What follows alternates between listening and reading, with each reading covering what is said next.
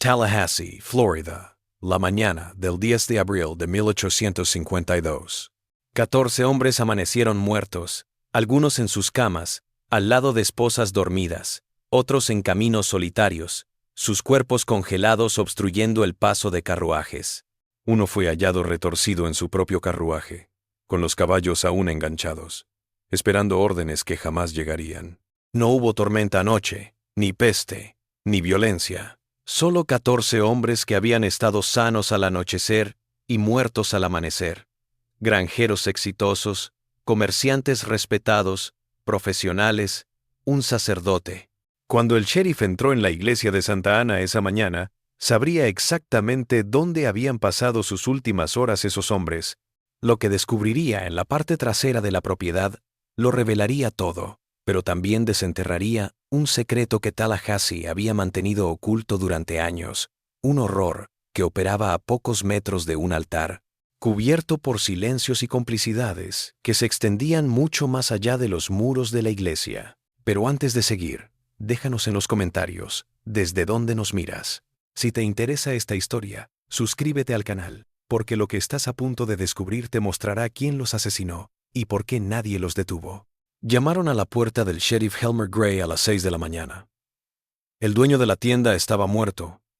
Lo había encontrado su esposa Mary, en el suelo de la sala de estar, rodeado de vómito y sangre. Mary estaba fuera de sí. Antes de que Gray pudiera responder, otro mensajero llegó galopando. El gerente del banco también estaba muerto, encontrado por los esclavos en su puerta, caído de su caballo. Gray se subió a su caballo y cabalgó hasta la casa del propietario del almacén. La escena era perturbadora.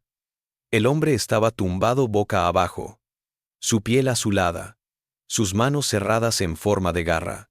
Mary seguía diciendo que su marido había llegado a casa a las 11 de la noche anterior. Se veía enfermo, había vomitado y luego se había derrumbado. Ella había tratado de ayudar, pero murió en sus brazos. La casa del gerente del banco estaba a 3 millas de distancia. Tenía los mismos síntomas: cuerpo rígido, restos de vómito, convulsiones. Su esposa dijo que se había ido alrededor de las 7, sin decir a dónde. Había vuelto a galope a las 11:30, cayendo del caballo antes de llegar a casa. Cuando los esclavos lo hallaron por la mañana, estaba frío. Más mensajeros llegaban. Un granjero de algodón y su hijo de 16 años habían sido hallados muertos en una propiedad a 8 millas de la ciudad. Un abogado estaba tirado en una carretera secundaria, descubierto por un granjero que intentaba pasar con su carro. Otros nombres, otros lugares. Ray envió a los asistentes a cada escena, tratando de descifrar el patrón. A las 8, un asistente trajo la noticia más impactante. El padre Prescott Reed estaba muerto, descubierto dentro de la iglesia de Santa Ana. Había otro cuerpo con él, Timothy Brennan, el médico del pueblo, ambos postrados ante el altar, sin signos evidentes de violencia, pero muertos del mismo modo que el resto. Gray montó a caballo inmediatamente a la iglesia. El inmueble de madera se erguía en el extremo oeste de Tallahassee, rodeado de campo abierto y bosques. La puerta principal estaba abierta. Entró, y allí estaban los 2 cuerpos, tal como el asistente había informado. El cura estaba tumbado de costado, con el brazo extendido como si hubiera intentado agarrar algo. Brennan estaba tumbado de espaldas, con la boca abierta y los ojos fijos en el techo. Unas huellas en la tierra alertaron al sheriff. Marcas de arrastre como si algo pesado hubiera sido arrastrado. Se extendían desde el pasillo lateral hasta el altar. También había manchas oscuras, vómito, sangre. El cura no había muerto allí. Había sido desplazado, o se había desplazado. Por el rastro de las marcas, parecía que había arrastrado a Brennan con él. Gray siguió sus pasos por el pasillo. Llevaban afuera, a una casita anexa a unos 30 metros de la casa principal. El edificio había sido parcialmente destruido por un huracán años atrás y reconstruido. Gray sabía que a veces se utilizaba para las reuniones de la congregación. Se acercó a la puerta lateral. Estaba entreabierta. El interior era un desastre. Botellas de whisky derramadas sobre la mesa. Vasos sucios por todas partes. Sillas volcadas. Señales de que la gente se había ido apresuradamente. Pero no había cuerpos. Gray recorrió las habitaciones. El edificio contaba con un salón principal y 4 habitaciones más pequeñas en la parte posterior. 3 habitaciones tenían camas, sábanas sucias. El olor era intenso, a sudor, licor, algo más que Gray no pudo ubicar de inmediato. La 4ª habitación estaba cerrada con llave por fuera. Gray forzó la cerradura. La puerta se abrió. Lo que vio el sheriff lo hizo retroceder. 3 mujeres negras encadenadas. Las cadenas estaban sujetas a argollas de hierro en la pared. Las mujeres iban medio desnudas, cubiertas de harapos. 2 lloraban. La otra solo miraba al vacío. Gray llamó a sus asistentes. Les mandó que trajeran mantas y picos para romper las cadenas. Mientras tanto, recorrió la habitación con mayor atención. Manchas en las paredes, arañazos profundos, manchas oscuras que parecían sangre. Cuando una de las mujeres se movió, Gray vio algo que le revolvió el estómago. Cicatrices en su espalda, palabras quemadas en su piel. En la penumbra, pudo distinguir, perteneciente a la iglesia. Otras habitaciones revelaron más horrores. Cadenas también allí, ahora vacías. Herramientas que parecían diseñadas para tortura. Látigos, correas de cuero, objetos metálicos cuyo propósito Gray no deseaba imaginar. También había ropa de mujer apilada en una esquina, vestidos desgarrados, zapatos rotos, señales de muchos inquilinos anteriores.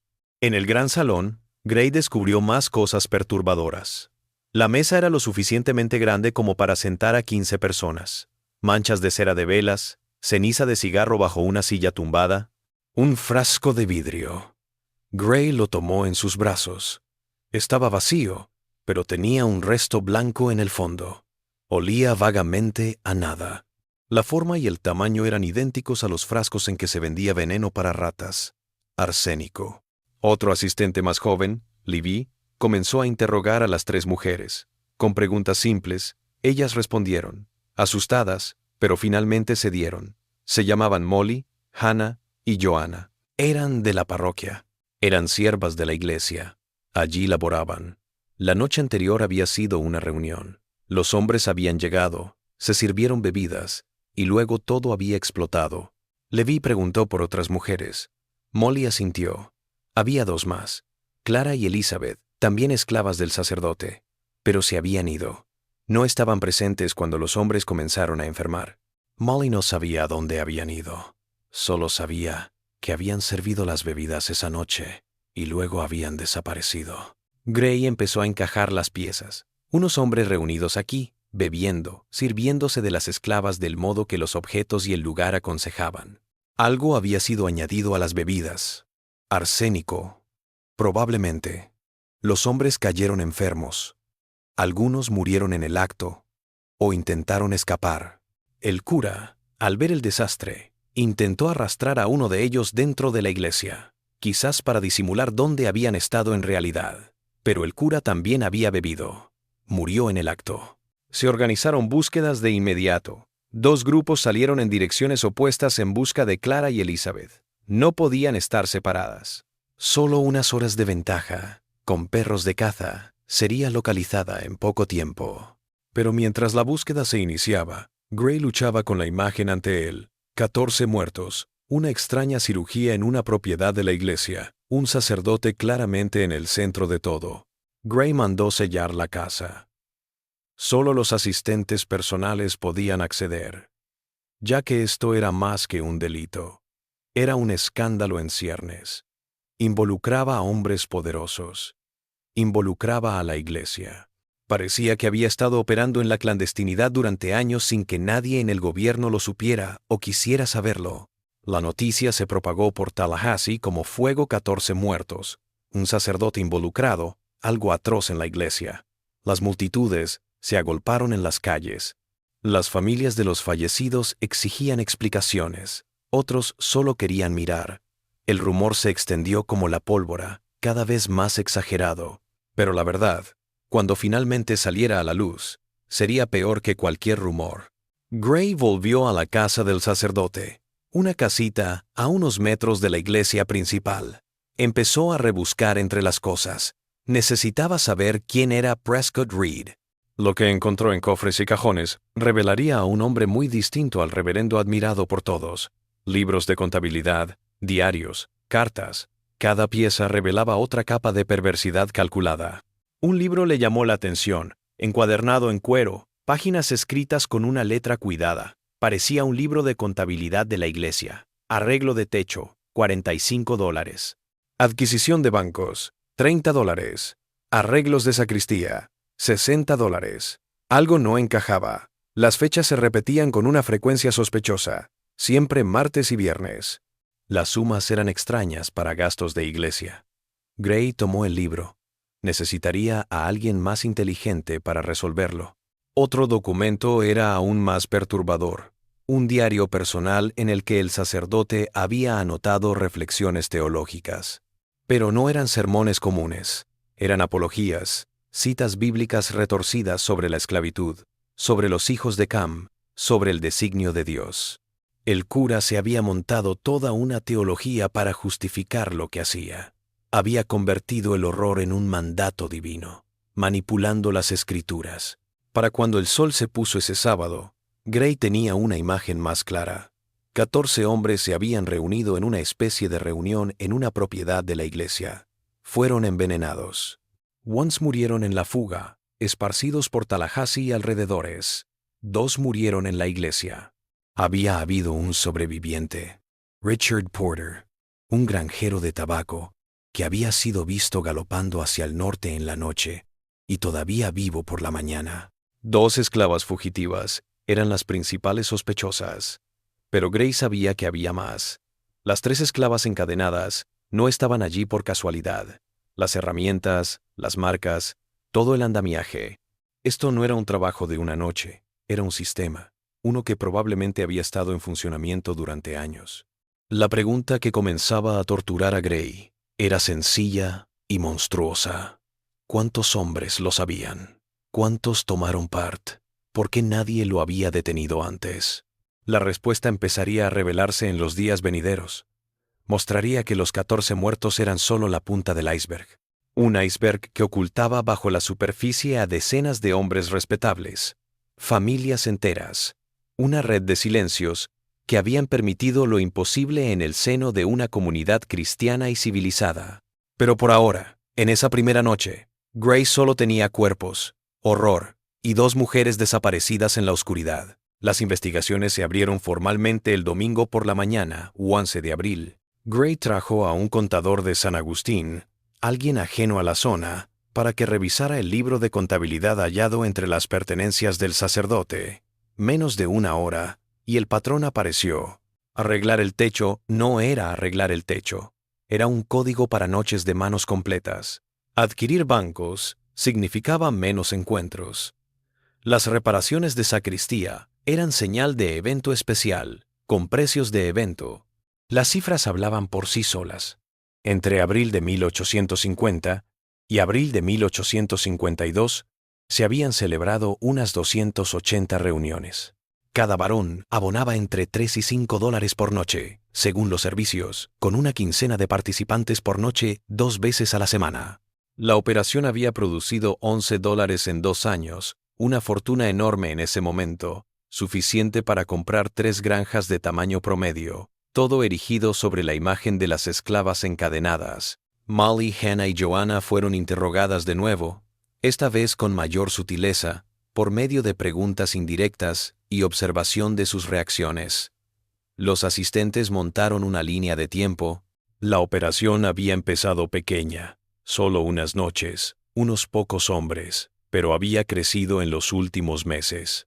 30 hombres distintos rotaban, nunca más de 15 por noche, siempre martes y viernes, un sistema con una frecuencia perturbadora.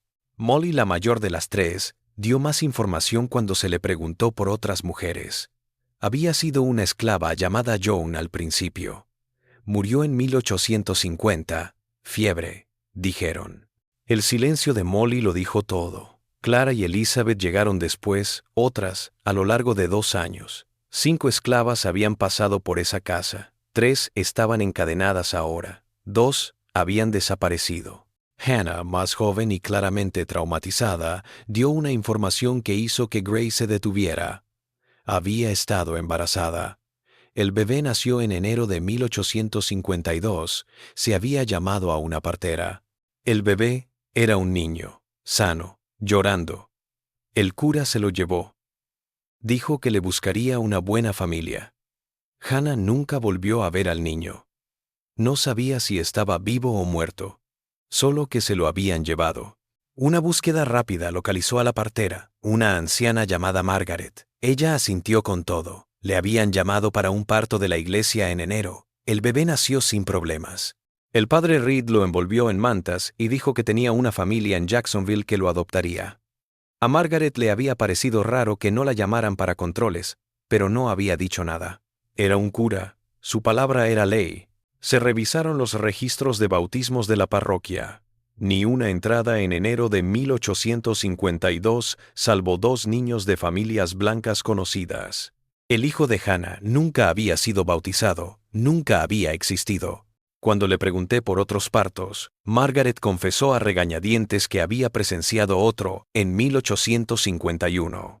Clara, también niño, también sano, también llevado por el sacerdote, también desaparecido. Joanna, la más reservada de las 3, finalmente mostró otra faceta. Algunos de los hombres daban más por Molly y Hannah cuando estaban preñadas. El cura cobraba. Había un mercado para ello, hombres con gustos específicos que pagarían $5 o $6 en lugar de los $3 habituales. El fetiche, hecho mercancía. Embarazo, hecho anuncio. El diario teológico fue revisado por un párroco local, discretamente convocado por Gray. El sacerdote leyó en silencio, su rostro cada vez más turbado. Las citas bíblicas eran del Génesis. La maldición sobre los hijos de Cam. Reed decía que los africanos fueron maldecidos por Dios para ser sirvientes, que las mujeres en particular tenían el objetivo de satisfacer las necesidades de los hombres. Mencionaba a patriarcas bíblicos y sus siervas, Abraham y Agar, Jacob y Bilhah. Tergiversó todo para dar una razón teológica al horror, pero el diario no era solo introspección. Molly contó cuando la interrogaron después que el sacerdote predicaba estas mismas perversiones a las 5 esclavas en sermones privados, citando versículos sobre siervos obedientes, sobre la obediencia como virtud santificada. Las obligaba a rezar versos distorsionados, afirmando que desobedecer sería pecar contra Dios, que su sufrimiento era una prueba de Dios. Control psicológico por medio de la religión. Haciendo de la fe cadenas de hierro, Gray fue a preguntar a los vecinos de la iglesia. Una anciana que vivía a media milla de distancia reconoció haber visto carruajes estacionados en horas extrañas, siempre los martes y viernes por la noche. A veces 5 o 6 coches. Le había parecido extraño, pero no había indagado. No era de su incumbencia. Otro vecino, un granjero cuyas tierras colindaban, corroboró el movimiento nocturno, luces en la casa contigua cuando debería estar desierta. Pensé que eran reuniones de la iglesia, cosas de la iglesia. Un tendero del centro de Tallahassee, interrogado acerca de la venta de licor, reconoció que le había vendido regularmente grandes cantidades de whisky a la parroquia. Lo había supuesto para uso sacramental o tal vez para hospitalidad parroquial. No había preguntado. Consultando los libros, calculó que la cantidad vendida en los últimos 2 años superaba en 10 veces cualquier uso legítimo. Gray empezaba a reconocer posibles miembros del club por medio de la triangulación. Algunos de los muertos eran compañeros. El algodonero, por ejemplo, lo habían visto muchas veces con el dueño del almacén y el abogado. El gerente del banco hacía negocios con Timothy Brennan. Las relaciones sociales y comerciales tejieron una red que insinuaba un colectivo. Una búsqueda más atrevida descubrió una pista en la oficina del sheriff del condado. En un cajón casi nunca abierto, un asistente encontró una carta. Era anónima, fechada en febrero de 1852. Denunciaba cosas que pasaban en las tierras de la iglesia de Santa Ana. Decía que había mujeres encerradas, hombres importantes de la ciudad. Exigía una investigación inmediata. La carta había sido leída, archivada, olvidada. La escritura era refinada, femenina. Gray se la enseñó a algunas personas, tratando de adivinar quién la había escrito. Finalmente, una lavandera la reconoció. Era como la escritura de una de las prostitutas de la ciudad, una mujer llamada Catherine. Cuando fueron a buscarla, había desaparecido junto con otra prostituta, Agnes. Ambas fueron vistas por última vez el viernes 9 de abril, la noche de los envenenamientos. Los interrogatorios revelaron que tanto Agnes como Catherine habían sido vistas en la iglesia en ocasiones. Allí laboraban algunas noches, no como esclavas, sino como prostitutas asalariadas. Llegaban, daban el servicio, les pagaban y se iban. El dueño de la habitación que alquilaban encima de un almacén compartió información. Catherine y Agnes abonaban el alquiler cada semana, siempre puntual, pero siempre andaban escasas de efectivo. Se lamentaban de que nunca podían ahorrar. Les cobraban todo: comida, bebida, ropa. El cura les racionaba lo que iban a recibir. Las tenía sometidas. No estaban encadenadas como esclavas, pero eran prisioneras económicas. Mismo régimen, mismos resultados. Entre los documentos hallados en la casa del sacerdote también se hallaron recibos de compra de esclavas. Clara había sido comprada en agosto de 1850 por $700.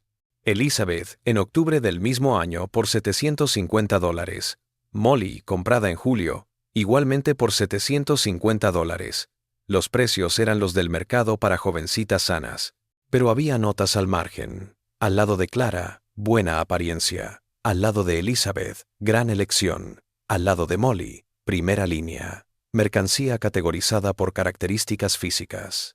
Había también un recibo para Carr, otra esclava, comprada por la parroquia originalmente en 1848 por $600, vendida en julio de 1850 por $800. Poca ganancia, decía la nota.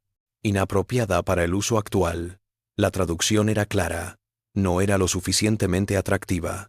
Había sido sustituida por otras mejores. Negocio frío, decosificación total. Uno de los documentos más perturbadores era una lista de nombres. No completo, solo nombres o iniciales. Unas 30 entradas. Al lado de cada una, pequeños números. 3, 5, 4, 3.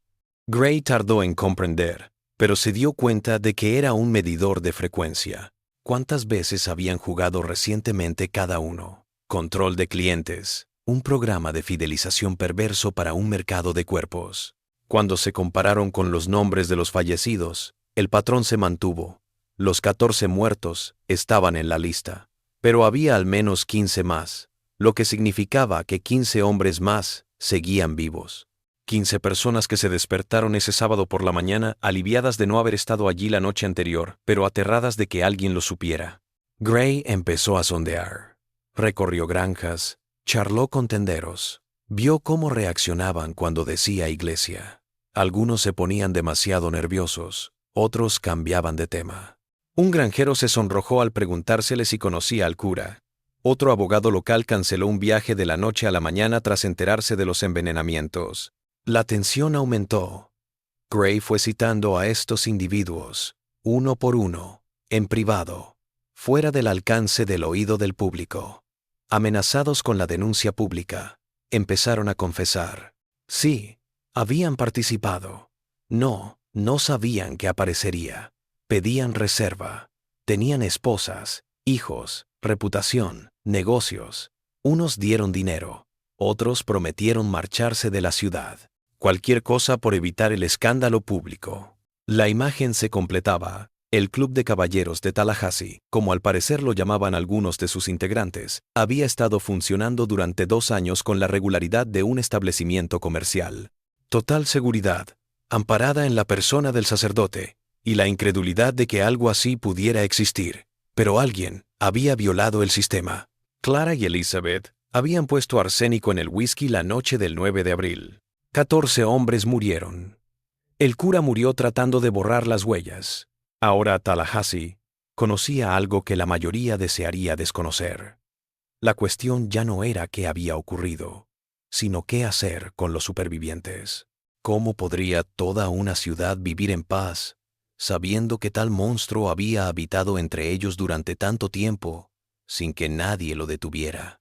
Si estás siguiendo esta investigación y te interesa saber qué pasó con los culpables, suscríbete al canal, porque en el próximo capítulo descubriremos quién más estuvo involucrado y cómo se haría justicia, ¿o no? Sigue mirando. La reconstrucción de la noche mortal comenzó con el relato de Richard Porter, el único superviviente. Se presentó en la oficina del sheriff el lunes 12 de abril, voluntariamente. Estaba pálido, conmocionado, pero vivo. Gray lo interrogó durante 3 horas.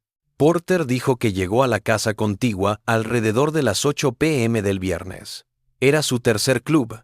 El granjero de algodón le había invitado meses atrás. 15 hombres estaban allí esa noche. Porter saludó a la mayoría: granjeros, comerciantes, hombres de ciudad. Algunos trajeron hijos adolescentes. Había visto al menos a 3 chicos de entre 14 y 16 años. Era como una iniciación. Los padres introducían a sus hijos en los senderos de la masculinidad, tal y como la concebían aquellos hombres, normalizando el horror para la próxima generación. La noche había comenzado como de costumbre, según Porter. Whisky en la mesa, charlas de negocios, de política, risas, atmósfera relajada de un club social. 2 esclavas, Clara y Elizabeth, servían las bebidas.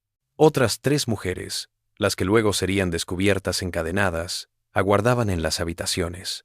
2 prostitutas blancas andaban por ahí entre los hombres.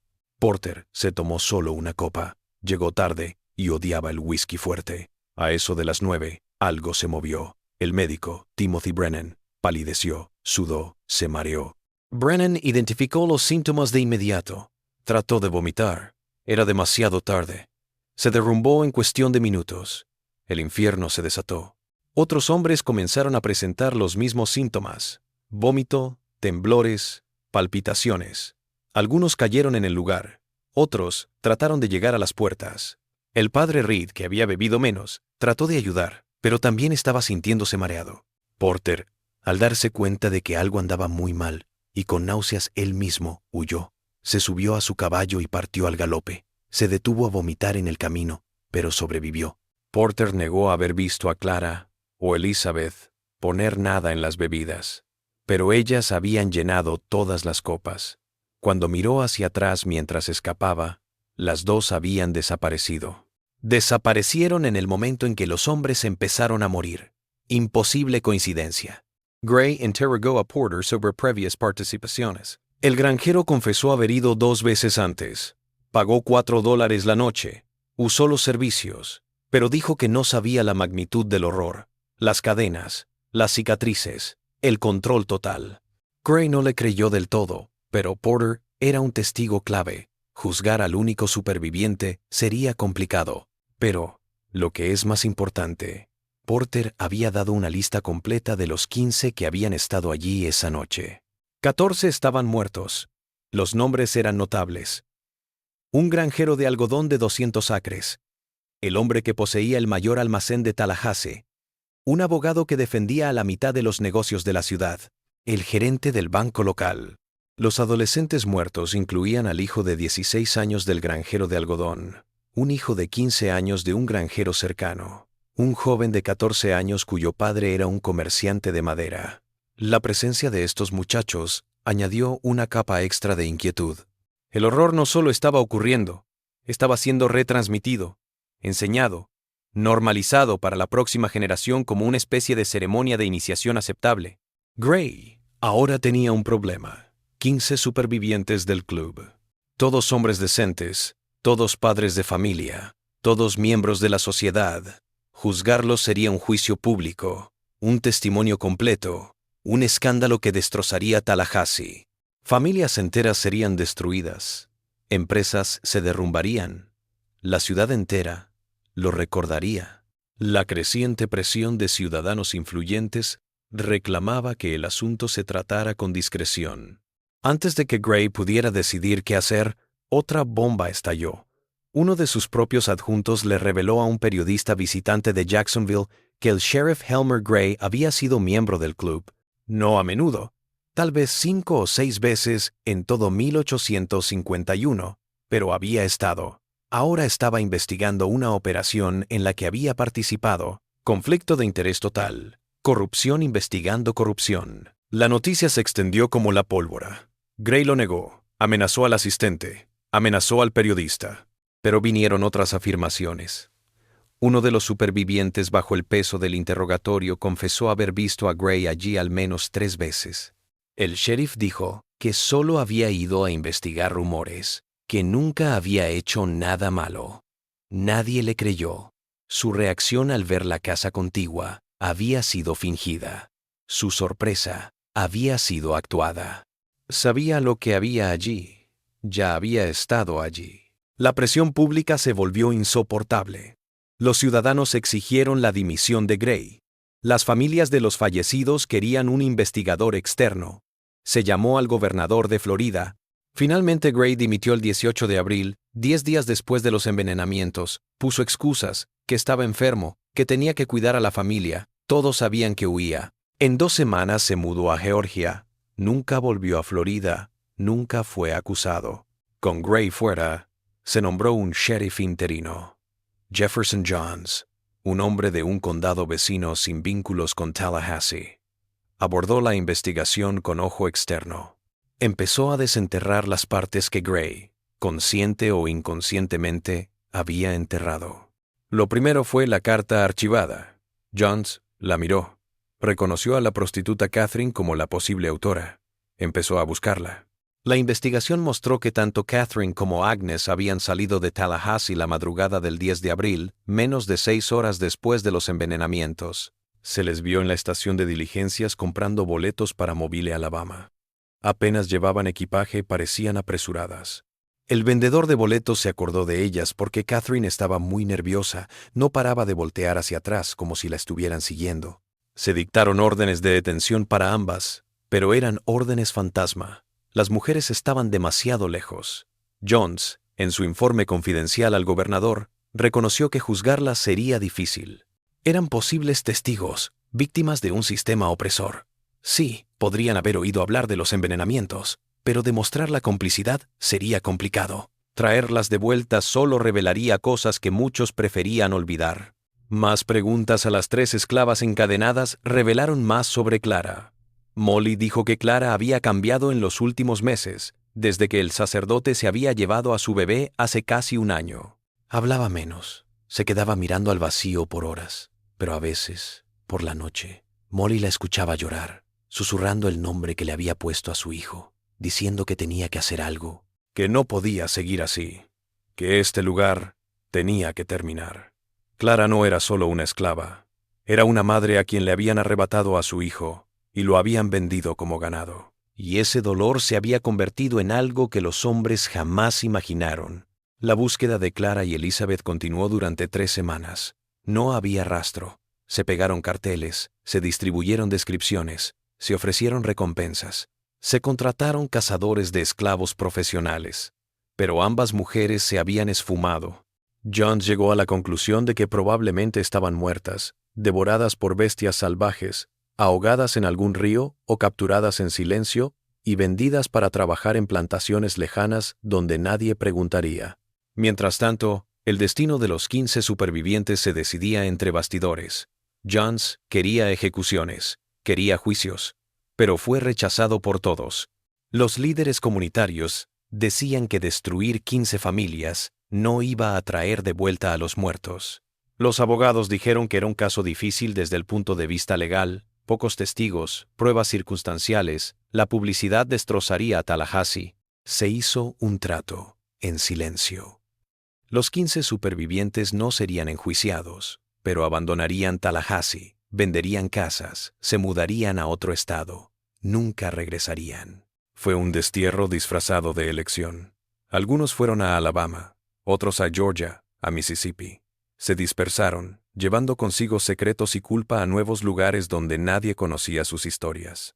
La injusticia era manifiesta. Johns no tenía la influencia política para imponer una solución diferente. Tallahassee quería que el problema se fuera, y hacer desaparecer a 15 hombres en el mapa era más sencillo que borrar la memoria en juicios públicos prolongados.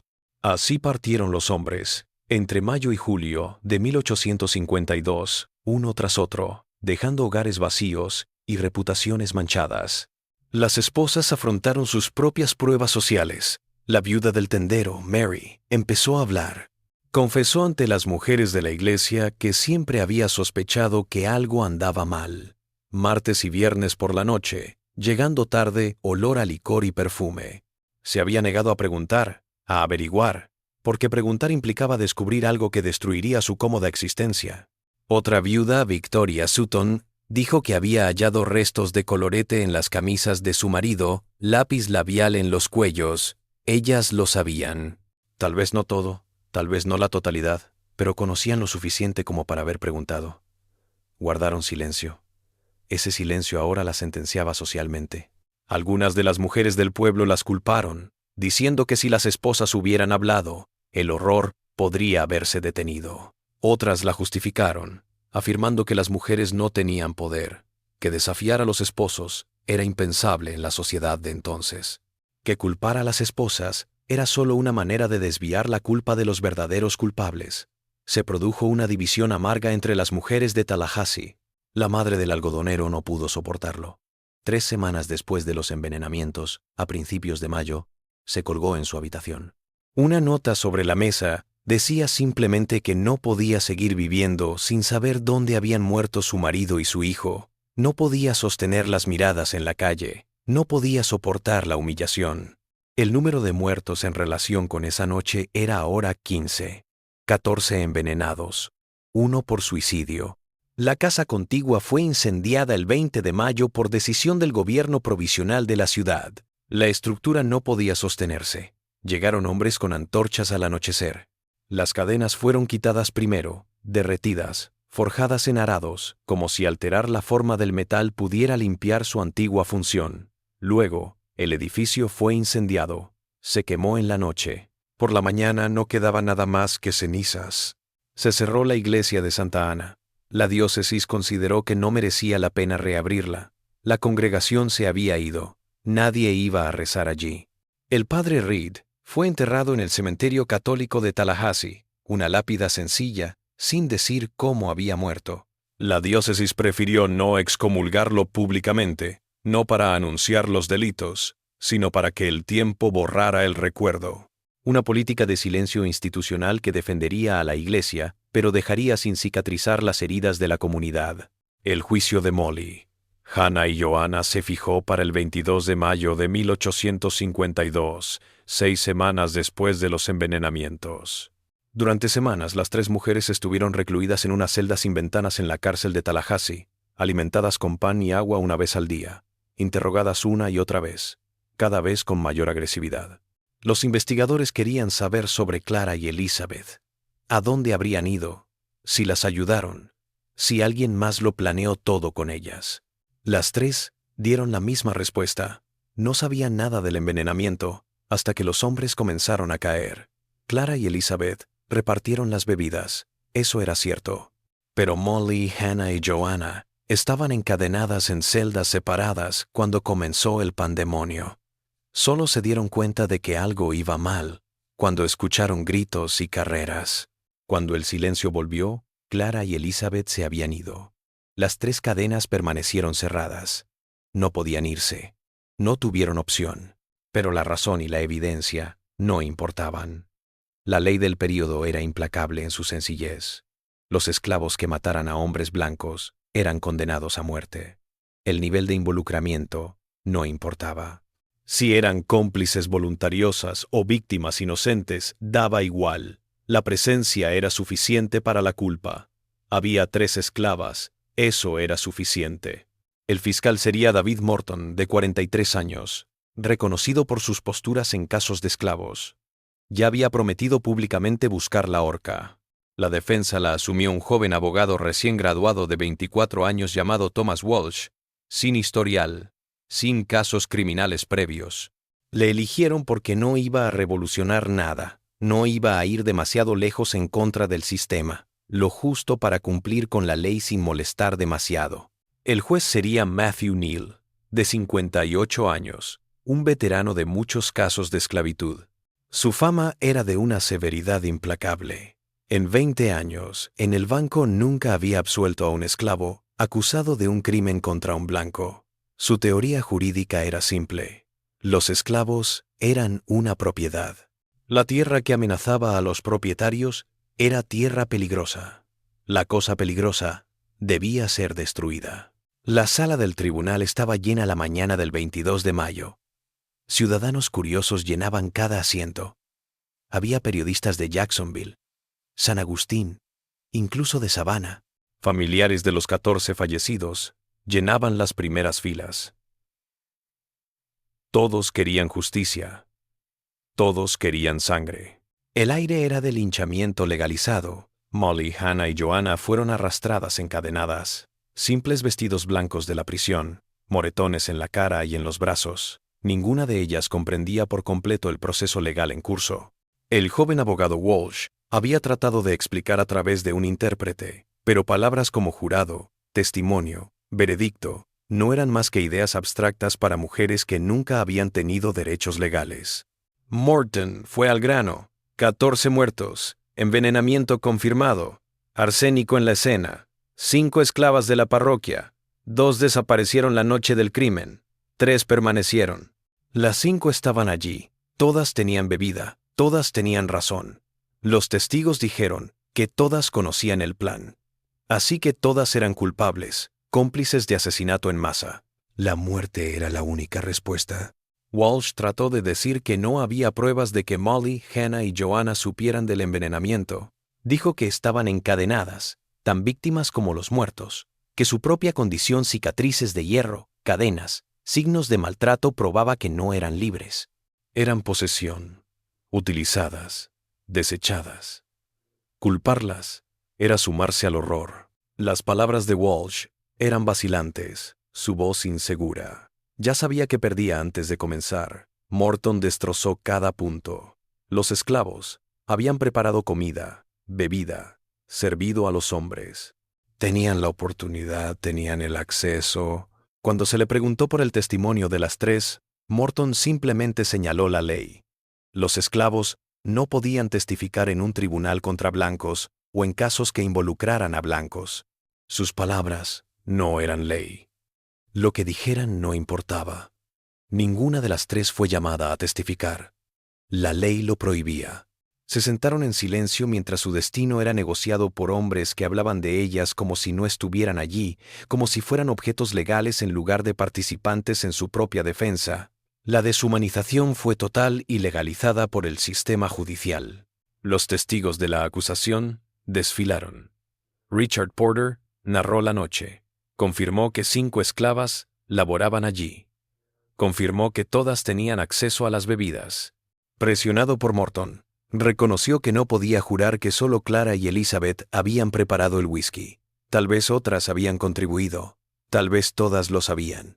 Hipótesis planteada como una posibilidad tomada por realidad. Otro testimonio vino de un asistente que había investigado la escena. Describió haber hallado a las 3 encadenadas, pero bajo el mando de Morton, recalcando que las cadenas eran removibles, que el sacerdote tenía llaves, que los esclavos eran liberados para trabajar por turnos. Así que estar encadenadas cuando se descubrió no demostraba que lo hubieran estado durante el envenenamiento. Lógica torturada. El jurado asintió. Walsh trató de contrainterrogar. Preguntó al asistente si había alguna prueba de que las 3 hubieran estado libres la noche en que murió. El asistente confesó que no. Preguntó si había testigos que pudieran confirmar que Molly, Hannah o Joanna estaban sirviendo bebidas directamente. No lo había. Morton protestó. Dijo que la ausencia de evidencia no era evidencia de falta de culpabilidad. Neal asintió. Objeción sostenida. Walsh se sentó. Derrotado. El juicio duró 6 horas. Los alegatos finales fueron cortos. Morton repitió: 14 muertos. Alguien tenía que pagar. 5 esclavas presentes. 2 fugitivas. 3 capturadas. La ley era sencilla. La presencia significaba participación. La participación merecía castigo. La horca era la pena justa. El jurado debía dar ejemplo. Los esclavos que levantasen la mano contra los blancos serían condenados a muerte. Walsh hizo un último llamado emocional. Habló del trauma que veían las 3 mujeres. de las cicatrices en sus cuerpos, del horror que habían soportado durante años. Dijo que una sociedad que había tolerado tal explotación no tenía derecho a juzgarlas ahora, pero sus palabras fueron en vano. El jurado ya había tomado una decisión antes de que comenzara el juicio. La votación fue una formalidad. El jurado se retiró a las 4 de la tarde. 12 hombres blancos, propietarios de tierras, algunos dueños de esclavos, volvieron en 15 minutos, suficiente tiempo para sentarse, votar y regresar. Veredicto unánime. Culpables. Las 3. Conspiración para cometer asesinato en masa, sin agravantes, sin recomendación de piedad. Neal no dudó en la condena. La horca. Ejecución pública, el 25 de mayo. 3 días después. Plaza Central de Tallahassee. Mediodía. A la vista de todos. Por ejemplo, para que supieran lo que les pasaba a los esclavos que se rebelaban. La sala rompió en aplausos. Las familias de los fallecidos se abrazaron. La justicia, a su parecer, estaba hecha. Molly, Hannah y Joanna fueron devueltas a la celda. Ninguna entendió lo que acababa de pasar. Walsh trató de explicar a través de un intérprete. Pero ¿cómo le dices a alguien que va a morir en 3 días por un crimen que no cometió? ¿Cómo nombrar una injusticia tan honda que el lenguaje se queda corto? Finalmente se rindió. Solo se sentó en silencio con ellas durante unos minutos, y luego se fue. Las siguientes 72 horas fueron una tortura de espera. Un sacerdote interino las visitó, rezó, les preguntó si querían confesarse. Ninguna hablaba inglés lo suficiente para una confesión elaborada. ¿Confesar qué? ¿El pecado de vivir? ¿El crimen de sobrevivir? Se quedaron en silencio. El sacerdote se marchó, tachando la tarea de su lista mental. La horca se erigió el 24 de mayo, estructura de madera maciza en la plaza central, 3 cuerdas, plataforma elevada, trampilla de caída simultánea para las 3. Los carpinteros que la erigieron eran expertos, pesos medidos, cuerdas tensadas. El plan era romper los cuellos de inmediato. La muerte rápida era una piedad, un poco de humanidad en un océano de inhumanidad. La mañana del 25 de mayo amaneció despejada. La plaza se llenó a las 10. Familias enteras, niños pequeños. Era pedagógico, una enseñanza sobre el orden social, sobre lo que sucede cuando uno desafía el orden. Los vendedores ambulantes llenaron la multitud, vendiendo comida, bebida. El aire era de feria. Una feria grotesca disfrazada de justicia.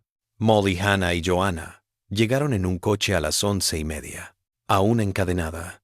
Ropas blancas ahora sucias por los días en prisión.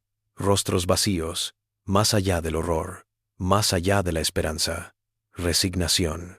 Las llevaron a la plataforma, debajo de las cuerdas. El sacerdote rezó la última oración, palabras sobre la misericordia y el perdón de Dios. La ironía se perdió en él.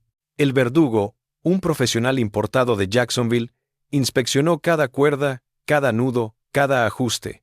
Les puso las cuerdas al cuello, capuchas blancas sobre la cara. La multitud se quedó callada. Un momento de espera. La campana de la iglesia sonó. Mediodía. Al 12º tañido, el verdugo tiró de la palanca. La trampilla se cerró. 3 cuerpos se abalanzaron. 3 crujidos. La muerte fue rápida para las 3. Pequeña piedad técnica en un mar de injusticia. Los cuerpos colgaron durante 1 hora, como era costumbre. Luego fueron descendidos y sepultados en una fosa común del cementerio de esclavos, sin ataúdes, sin marcadores.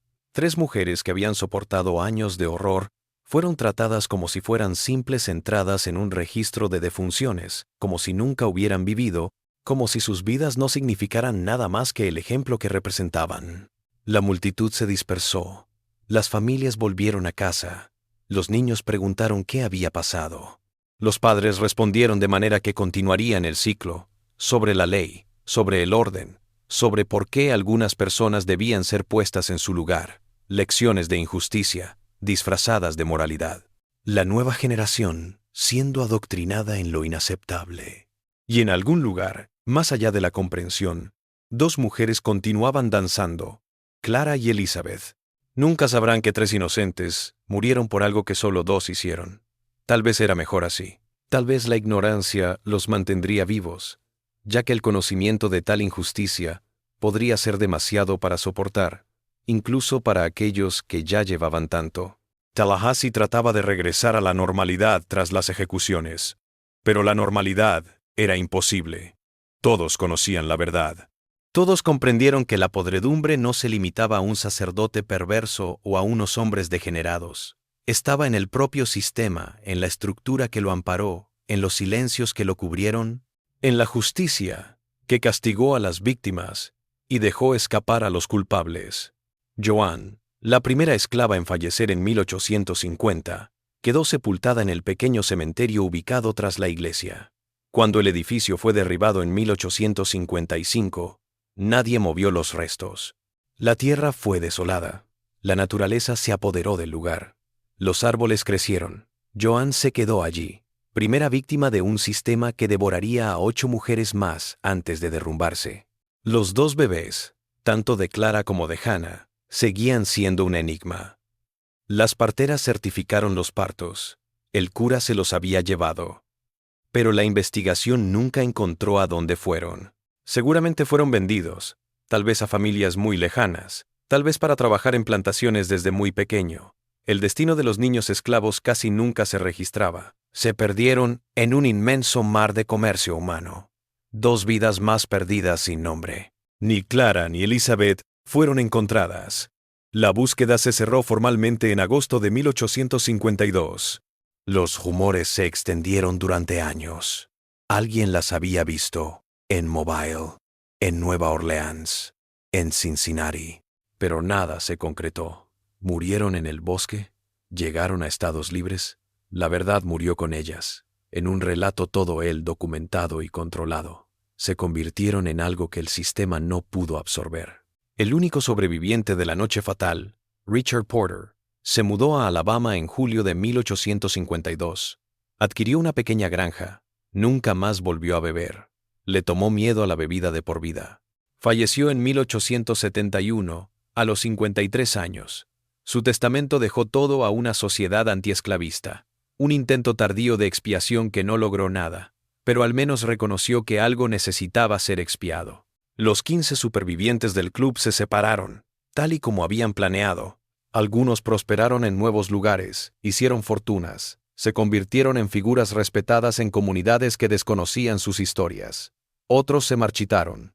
Uno se colgó en un granero de su granja de Alabama en 1857.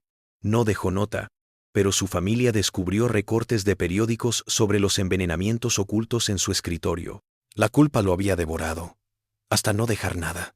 Mary se quedó en Tallahassee. Sufrió el ostracismo por exponer la complicidad femenina, pero continuó hablando de todos modos.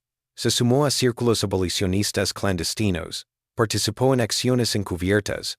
Su labor era peligrosa e inútil, pero era su manera de guerrear contra un sistema que los había traicionado. Murió en 1892, 40 años después de los hechos, llevándose secretos que nunca reveló del todo. La madre del granjero de algodón, que se había suicidado 3 semanas después de la muerte de su marido y su hijo, fue enterrada en el cementerio principal de Tallahassee. Su muerte se declaró como insuficiencia cardíaca, una mentira piadosa para evitarle más vergüenza a la familia. Todos sabían que había sido la 15ª víctima de esa noche, muerta no por arsénico, sino por el peso imposible del saber. En 1853 se levantó en la Plaza Mayor un monumento de bronce.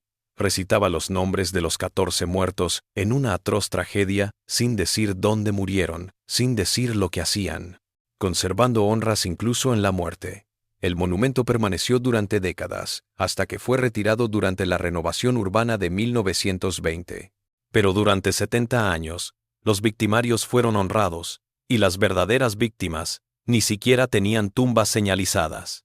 Las prostitutas fugitivas, Agnes y Catherine, nunca fueron encontradas. Las órdenes de arresto estuvieron vigentes durante 5 años antes de ser archivadas. Ellas también se volvieron fantasmas.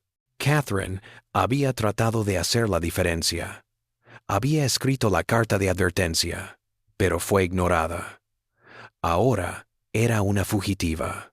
La ironía era brutalmente simbólica de un sistema que penalizaba a los denunciantes y protegía a los agresores.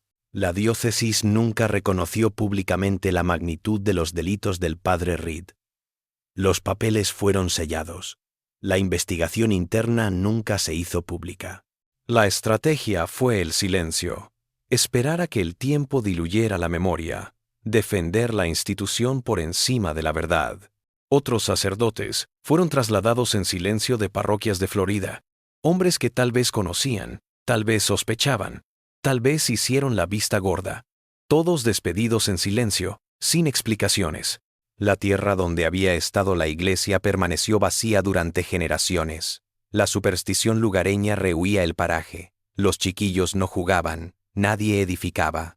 El edificio fue derribado en 1855, pero el lugar se negó a desaparecer. Un intento de edificar una nueva iglesia en 1920 fracasó cuando los obreros se negaron a seguir. Dijeron que estaban enfermos, una presencia perturbadora. La construcción se detuvo. La tierra finalmente fue urbanizada a fines del siglo XX, pero tardó casi 150 años. Y la historia pasó a la memoria popular como un cuento de moraleja. Se inventaron historias limpias, cura corrupto, escándalo de iglesia.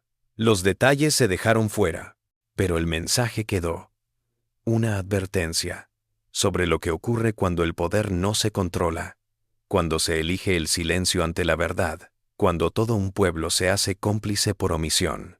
Para otros, en particular para los descendientes de esclavos que contaban historias de boca a oído, la historia era otra.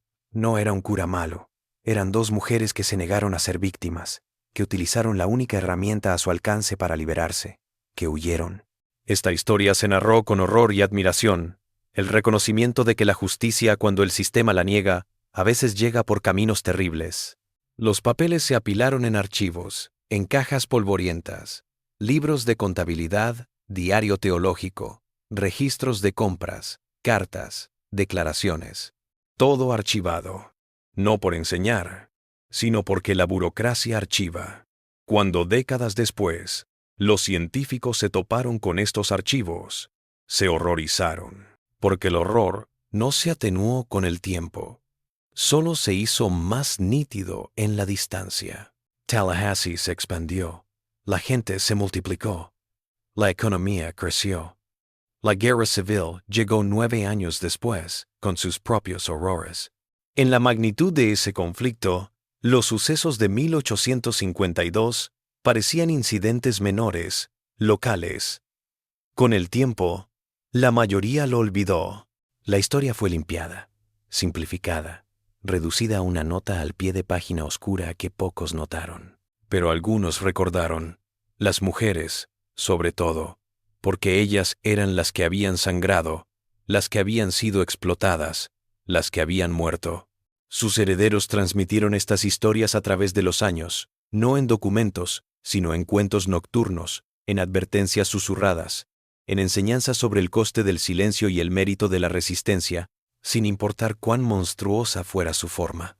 Esta es una historia de monstruos con sótanas y trajes respetables, sobre hombres que convirtieron la casa de Dios en una cámara de tortura, que marcaban a fuego, como ganado a las mujeres, que vendieron bebés como si fueran mercancía, que pagaron por violar embarazadas porque excitaba sus perversos deseos.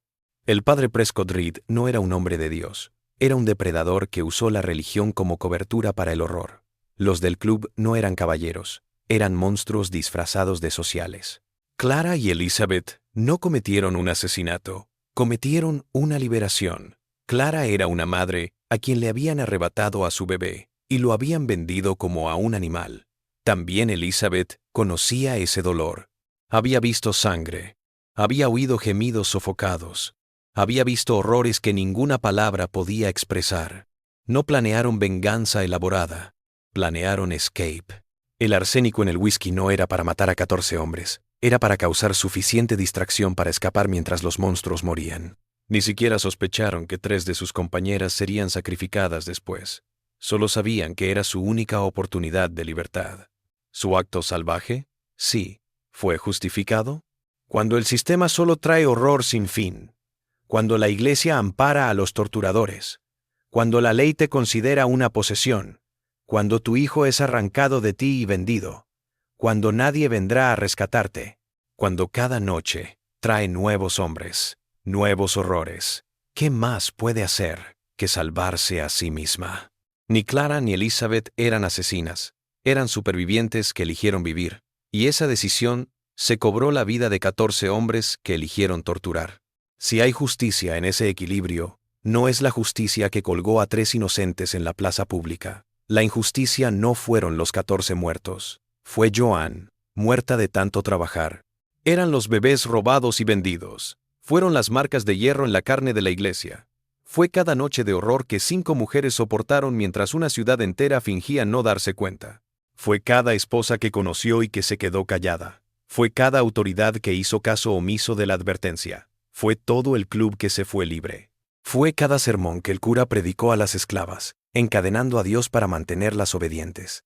Molly, Hannah y Joanna murieron sin culpa, pero Clara y Elizabeth murieron libres. Y en esta historia sin héroes, eso es todo lo que importa.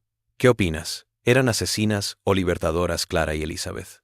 Comenta abajo, dale like al video y suscríbete para más historias oscuras que te harán cuestionar todo lo que creías saber sobre la justicia.